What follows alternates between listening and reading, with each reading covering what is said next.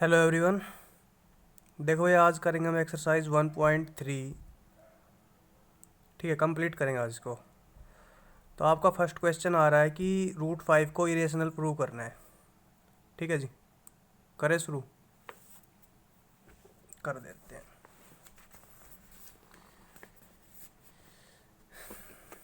देखो इंट्रोडक्शन में एक क्वेश्चन आपको मैं समझा चुका हूँ, मतलब क्वेश्चन कैसे फंक्शन करता है। मैं डायरेक्ट फटाफट इसका सॉल्यूशन करूँगा और आप फटाफट इसको समझ लोगे। ठीक है, तो मैं क्वेश्चन नंबर 1 एक्सरसाइज आपकी चल रही है 1.3 जी।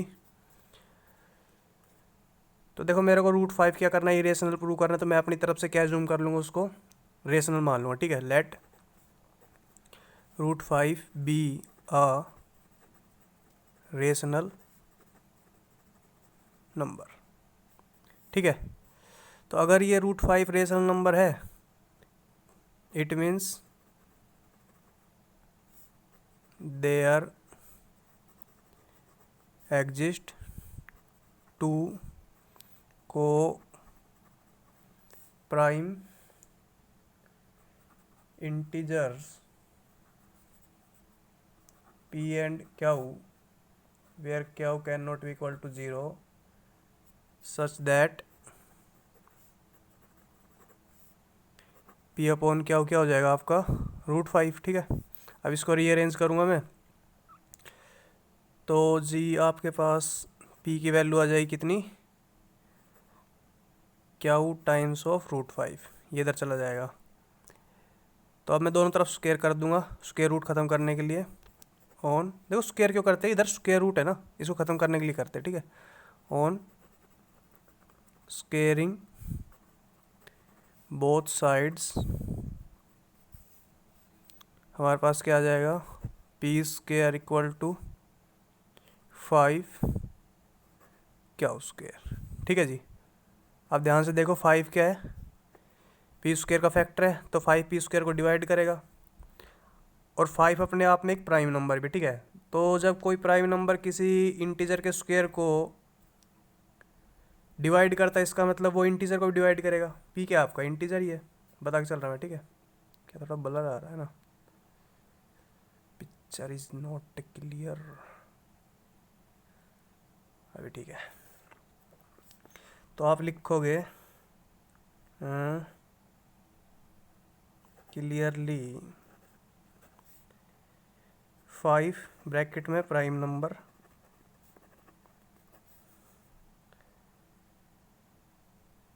विल डिवाइड किसको बच्चे, पी स्क्वायर को। So according to theorem 1.3 5 will also divide P. अगर पी को डिवाइड करेगा तो पी 5 का क्या है, मल्टीपल है, और 5 इसका फैक्टर है। तो इसका मतलब पी को मैं 5 के मल्टीपल के रूप में लिख सकता हूँ। ठीक है, तो ये मान लिया सी। ठीक है जी, इसको आप मान लोगे क्या 1, इसको मान लो इक्वेशन ए। तो इक्वेशन ए की वैल्यू उठा के आप 1 में रख दो, आपके पास देखो क्या आएगा फिर। On putting value of P from A to 1, A से उठा के मैं पी की वैल्यू 1 के अंदर रखूँगा।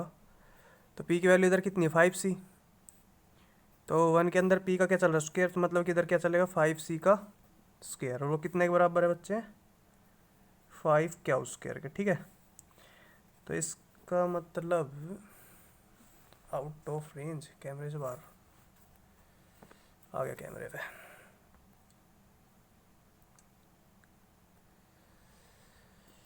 It implies that 5 square c square equal to 5 क्या square, 1 5 to 1 5 cancel out here, 5c square equal to q square, and I can write it as q square equal to 5c square, and you are clearly seeing that 5 is also a factor of q square, so definitely 5 will divide q square, and as we know, if a prime number divide any integer square, then it will definitely divide this integer also. So what is 5? 5 is a prime number. So clearly 5 bracket prime number. Here you are basically mentioned that 5 is a prime number, will divide cow square. So according to theorem 1.3, okay, I'm going beyond. According to theorem 1.3, 5 will also divide cow. So it means 5 is a factor of cow, and 5 is multiple of 5. Cow is multiple of 5. So I can write cow in this format. Let this be our B equation. Okay. Then from A and B, we have 5 as common factor of P and Q. So from A and B, 5 is common factor of P and Q. So it means P and Q are not co-prime number because of there is a common factor 5. So P and Q are not co-prime numbers, co-prime integers. Okay. So from here we can conclude that our assumption was wrong. Okay, you have to write this thing. So our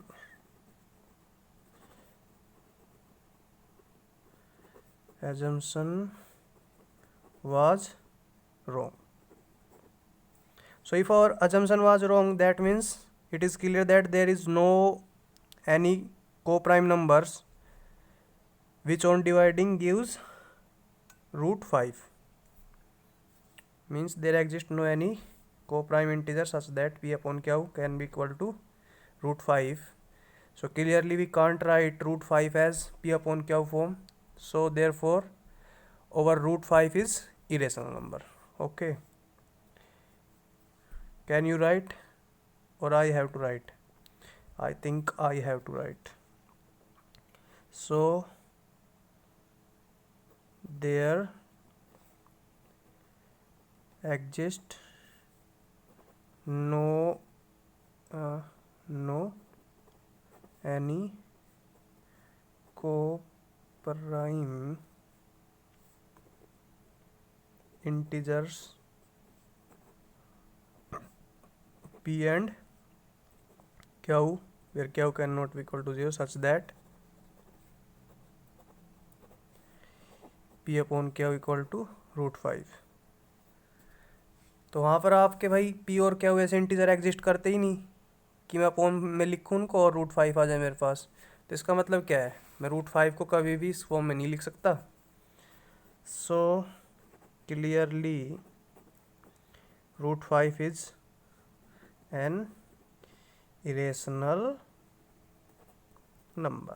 ठीक है, वही बच्चों वाला question था, बार बार एक ही चीज़ repeat हो रही है कि फॉर्मेट है. तो भाई इसको आप स्नैप कर लो, कॉपी में छाप देना अपनी में.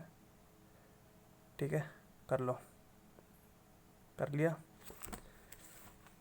Then after that you have to snap this also.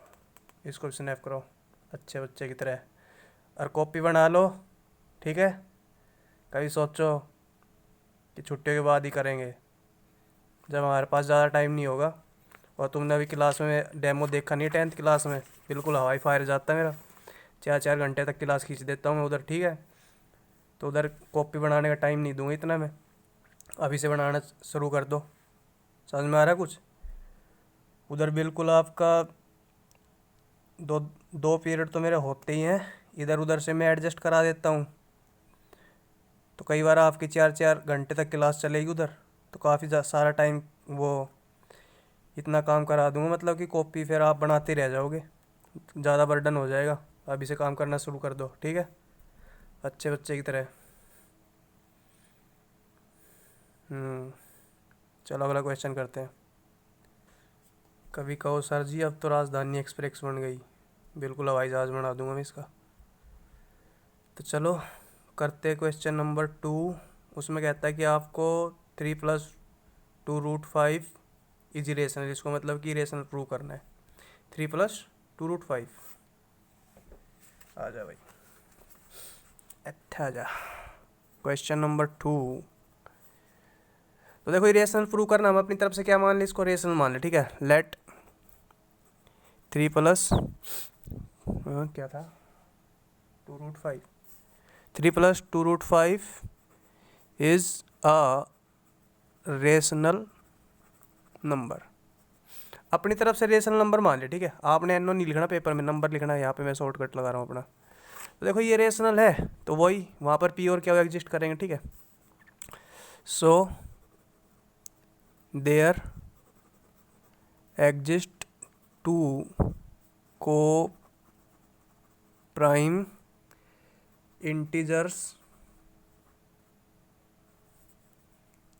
P and Q such that, यहाँ पर लिख देना Q cannot be equal to 0 such that, आपका क्या बच्चे इधर दिखा देना सच दैट, ये सच दैट भी इधर ही लिख देना, ठीक है। उसके बाद लिखना ये आपको 3+2√5 इक्वल टू P/Q, ठीक है।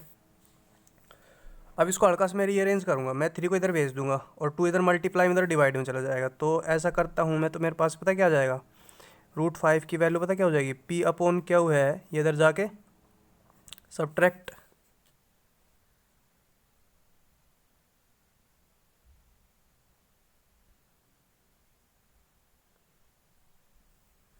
सब्ट्रैक्ट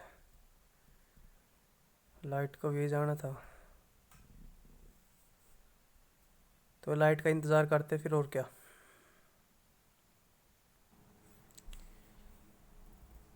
तो आफ्टर कमिंग लाइट, देखो ये भाई 3 इधर पॉजिटिव इधर आके माइनस का हो गया, ठीक है। ये 2 इधर मल्टीप्लाई में चल रहा था, इधर आके पूरे के अपॉन में चला जाएगा, या 1/2 हो जाएगा इधर, ठीक है जी। अरे हाँ या ना, ऐसा ही होगा, दिमाग पे जोर डालो। तो अब मेरी बात सुनो, इस 2 को है ना अंदर मल्टीप्लाई कर दो, तो ये 5√5 जो आपका है, ये आपका हो जाएगा P/2Q -3/2। अब ध्यान से देखो, आपका जो P है वो भी इंटीजर है, क्या वो भी इंटीजर है, 2 भी इंटीजर, इंटीजर की इंटीजर से मल्टीप्लाई, ये एक इंटीजर ये इंटीजर, इंटीजर अपॉन इंटीजर क्या होगा, रेशनल नंबर। 3 आपका इंटीजर, 2 आपका integer, again integer upon integer equal to rational number. तो रेशनल नंबर ये है, रेशनल नंबर ये है, रेशनल नंबर के अंदर से रेशनल नंबर गया तो क्या आएगा, रेशनल नंबर ही आएगा। तो इसका मतलब आपका √5 एक क्या हो गया, रेशनल नंबर, ठीक है जी। तो आप लिखोगे ये चीज़, लिखो क्या, since P/Q 2 and 3 all are integers, ठीक है। So P/2Q and 3/2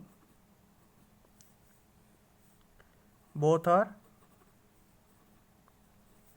rational numbers.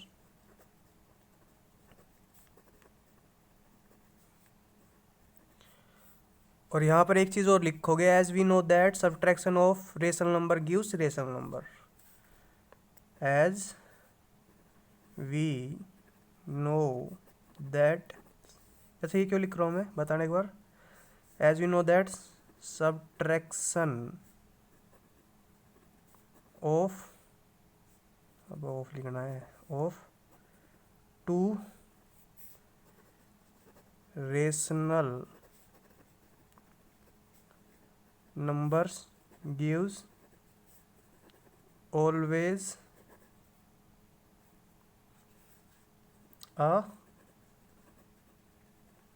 Rational number. ठीक है, मतलब कि R N minus R N, ये लिख के दिखा देना, इक्वल टू आर एन, और इधर लिख देना आर एन का मतलब क्या है जी, आर एन का मतलब है रेशनल नंबर। बिल्कुल ऐसे करना जैसे मुकदमा चलता है ना कोर्ट में, एक एक चीज़ बिल्कुल क्लैरिफाई करके चलते हैं ऐसे। ठीक है, एक एक स्टेटमेंट आपने अच्छे से राइट करना है। तो इसका मतलब इट इम्प्लाइज दैट आपका, देखो बच्चे ये रेशनल नंबर, ये रेशनल नंबर, तो रेशनल नंबर आएगा, आपने ये चीज़ मेंशन कर दी। इसका मतलब जो ये रेशनल नंबर है ये √5 के इक्वल है। It implies that √5 is a rational number.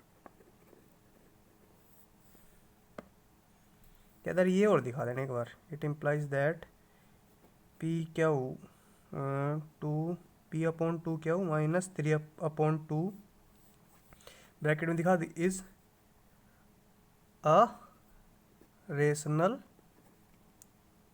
Number. Rational number, ठीक है। आज राइटिंग कुछ ज़्यादा ही खूबसूरत आ रही है। देखो आपने मेंशन किया पी क्यू 3 और 2 आपका इंटीजर है, इसलिए ये आपका रेशनल, ये रेशनल हो गया। तो रेशनल के अंदर से रेशनल गया तो रेशनल, आपने इसका मतलब ये इसको क्या बना दिया, रेशनल बना दिया। तो इसका मतलब ये चीज़ इसके बराबर है, √5 भी आपका क्या हो गया, रेशनल नंबर। ठीक है, √5 इज़ रेशनल नंबर। बट ये चीज़ अपने आप में गलत चीज़ है, क्योंकि आपको पता है √5 इरेशनल नंबर होता है। अभी आप पहला क्वेश्चन इसी के ऊपर बेस दा कि इसको इरेशनल बनाना था, तो आपको पता है कि √5 एक इरेशनल नंबर होता है हकीकत में। ठीक है, तो इसका मतलब आपका जो रिजल्ट आया वो गलत आया। अब आपका रिजल्ट गलत आया तो इसका मतलब आपकी अजम्पशन गलत है। क्यों, आपका रिजल्ट जो भी आया वो आपकी अजम्पशन के अकॉर्डिंग आया, आपने कुछ माना था उसके आधार पर आपका ये रिजल्ट आया। तो जब आपका रिजल्ट ही गलत है, इसका मतलब आपने जो माना था वो गलत माना था, आपकी सोच ही गलत थी, इस वजह से आपका रिजल्ट गलत आ रहा है ना। ठीक है, तो आप लिखोगे, आप इधर लिखोगे एज वी, बट करके, बट एज वी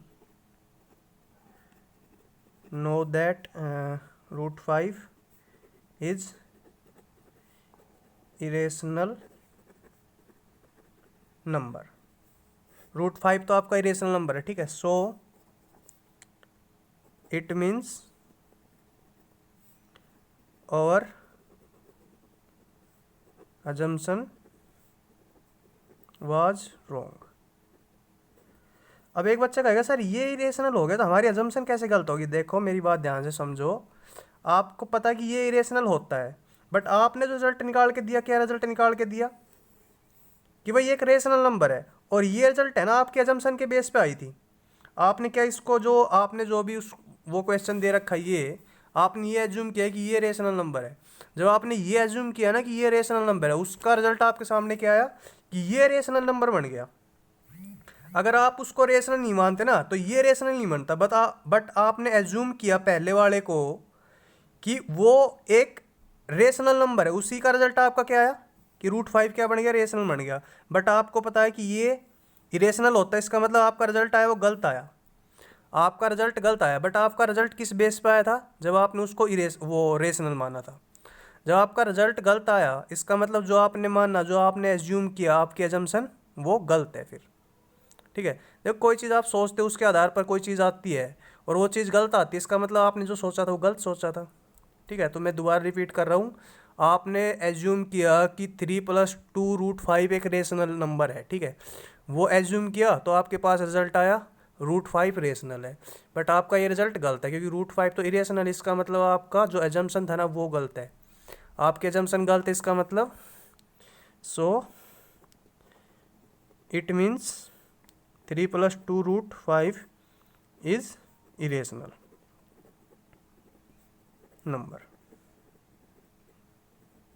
आपके एजम्पशन तो इसको रेशनल मानने की थी, आपने कहा कि आपकी एजम्पशन गलत है, इसका मतलब ये क्या हो गया, इरेशनल हो गया। आपकी एजम्पशन थी ये रेशनल, इसको रेशनल माना था आपने, ठीक है, बट आपने कहा कि आपके एजम्पशन गलत है, इसका मतलब ये रेशनल नहीं है, रेशनल नहीं है तो क्या है, इरेशनल है, फिर ये चीज़ प्रूव करनी थी, ठीक है, हैंस प्रूव्ड। समझ में आया क्या? आ गया होगा, छापो।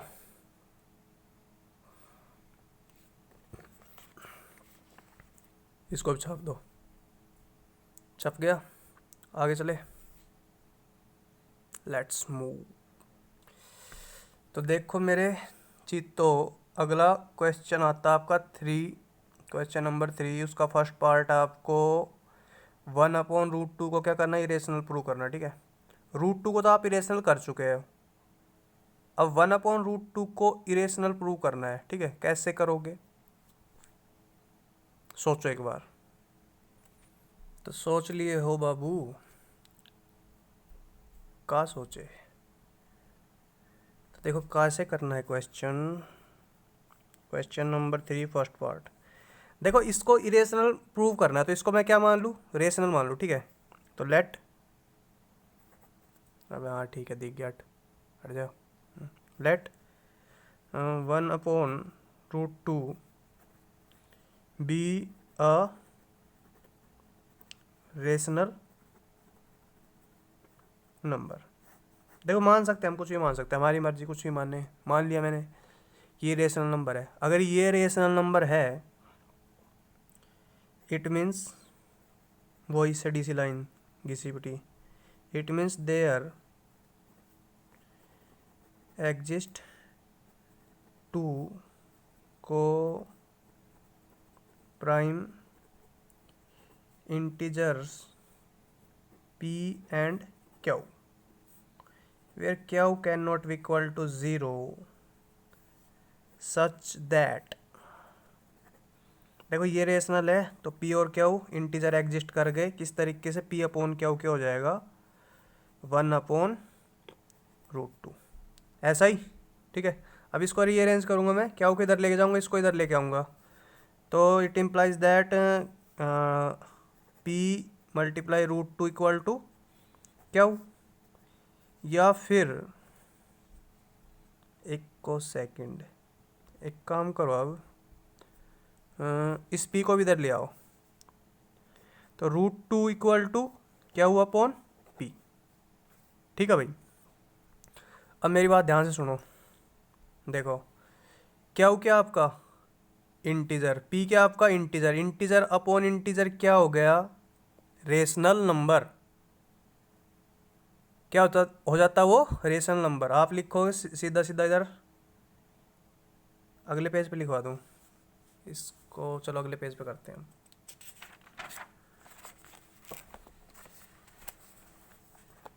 तो नेक्स्ट पेज देखो, आप लिखोगे उधर साफ साफ, since p and q both are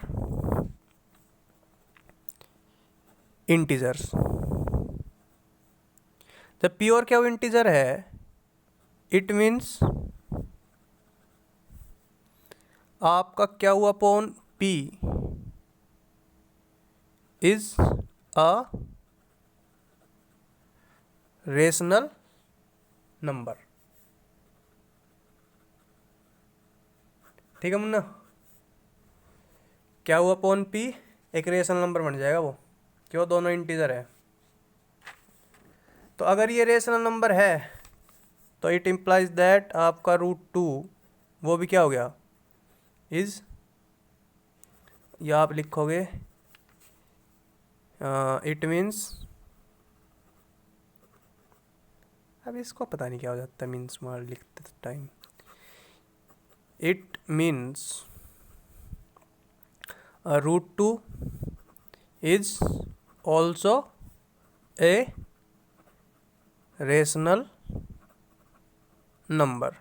क्यों, क्योंकि भाई √2 आपका किसके बराबर आया था अभी, अबे इसके बराबर, ढकनो, जब ये रेशनल नंबर तो ये भी क्या हो गया, रेशनल नंबर, ठीक है। बट आपको पता है कि √2 तो इरेशनल होता है, और आपने प्रूव कर दिया उसको रेशनल, तो इसका मतलब आपने गलत प्रूव किया, और आपने गलत प्रूव किया, इस ये प्रूफ किसके बेस पर आया? आपके अजम्पशन के बेस पर। इसका मतलब आपकी अजम्पशन गलत है, ठीक है।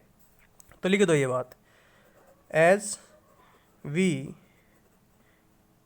नो दैट √2 इज अ या एन इरेशनल नंबर, सो देखो ये आपने क्या प्रूव कर दिया, इसको rational number. But as we know, हमें पता है कि √2 तो आपका क्या होता है, इरेशनल होता है। तो इसका मतलब आपने इसको गलत प्रूव कर दिया। और ये गलत प्रूव पता क्यों हो गया? क्योंकि आपके अजम्पशन गलत है, क्योंकि आपके अजम्पशन के बेस पे ये रिजल्ट आया, आपका रिजल्ट गलत, इसका मतलब आपके अजम्पशन गलत है, ठीक है। सो इट मीन्स और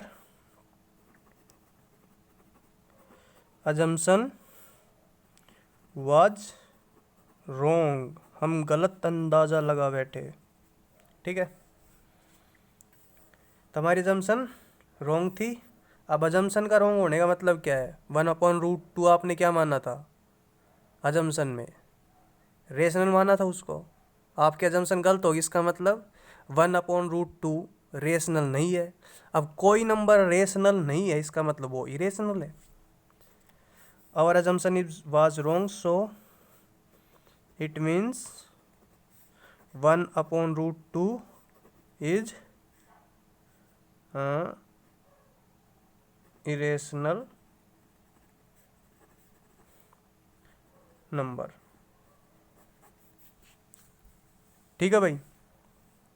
और देखो assumption wrong होने पर ये रेशनल क्यों हो गया पता है? क्योंकि आपके assumption तो ऐसी थी कि आपने उसको रेशनल माना। पहली बात, रेशनल माना तो आपके सामने 2 पी और क्यू नंबर एग्जिस्ट कर गए इस तरीके से, और उसके ऊपर रिजल्ट आ गया क्या भाई कि √2 आपका रेशनल नंबर है। बट √2 आपको पता ही रेशनल, इसका मतलब आपकी अजम्पशन रॉन्ग होगी। इसकी मतलब कि अजम्पशन रॉन्ग होगी तो इसका मतलब वही है कि ऐसे को प्राइम नंबर एग्जिस्ट ही नहीं करेंगे जिनको मैं अपॉन की फॉर्म में लिखूँ तो ये आ जाए, ठीक है। तो जब मैं 1/√2 को पी अपॉन क्या की फॉर्म में नहीं लिख सकता, इसका मतलब 1/√2 क्या आपका क्या है इरेशनल नंबर, ठीक है। समझ में आया? बट ये चीज़ अब बार बार मेंशन करने की जरूरत नहीं है, आपने सीधा लिख दिया कि हाँ भाई ये रेशनल नंबर, बट आपको पता कि ये इरेशनल होता है, इसका मतलब आपके अजम्पशन गलती। आपके अजम्पशन गलती, इसका मतलब आपने एज्यूम किया था इसको रेशनल, इसका मतलब ये क्या हो गया, इरेशनल, ठीक है। बस इतना ही लिख दो, काफ़ी है उसके लिए। एग्जामिनर आपका इतने में ही खुश हो जाएगा, ठीक है जी। और ये क्वेश्चन आने का काफ़ी चांसेस है, क्योंकि सबको पता होता है कि √2 को तो सब कर देते प्रूव, बट 1/√2 एक्चुअल में √2 से भी ईजी है। बट बच्चे अपनी तरफ से कुछ एक्स्ट्रा दिमाग लगाते हैं और उधर वो फिर अटक जाते हैं कि पता नहीं क्या लिख देता अपनी तरफ से, कुछ रामायण से लिख देते हैं। तो इस वजह से भाई इस फर्स्ट पार्ट को अच्छे से देख लेना, ठीक है। ये आपका पेपर में मतलब कि पूरी एक्सरसाइज में सबसे इम्पोर्टेंट पार्ट लगता है मेरे को। हालांकि है कुछ नहीं, सबसे इजी है, बट इम्पोर्टेंट है। क्यों? क्योंकि इसके अंदर बच्चे अपनी कलाकारी की दिखाते हैं कि देख मेरे को इतना आता है। तो भाई अपनी कलाकारी रहने दो, मेरी कलाकारी देख लो और इसको स्नैप करो फटाफट, ठीक है। मेरे कलाकारों जाबाज चीतो, चलो छाप दो।